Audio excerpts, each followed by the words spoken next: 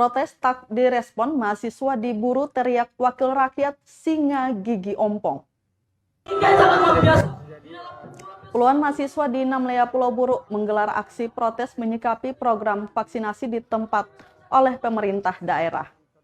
Menilai cara tersebut melanggar HAM lantaran bersifat memaksa. Mahasiswa pun mendatangi kantor DPRD Kabupaten Buru. Di halaman depan Gedung Rakyat, pendemo menyampaikan tuntutan aksi Selasa 4 Januari 2022. Mendesak DPRD segera memanggil Kepala Dinas Kesehatan dan Sekretaris Gugus COVID-19 Kabupaten Buru untuk menjelaskan hal itu. Hampir 1 jam berorasi tanpa respon apapun, mahasiswa akhirnya balik menghujat wakil rakyat.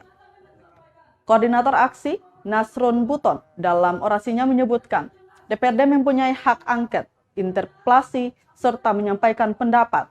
Ketiga hak itu bisa dikenakan dalam upaya mengawal kinerja eksekutif maupun yudikatif.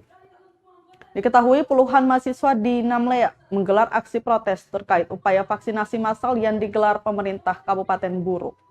Apa yang menjadi hak untuk masyarakat, tapi kalau itu kurang ajar. Kalau dikaji untuk bahas soal poker saja, soal poker, soal perjalanan dinas saja kau bahas. Kamu masih ingat di tahun 2021, John Lima tidak pernah mengaku. Terima kasih sudah nonton.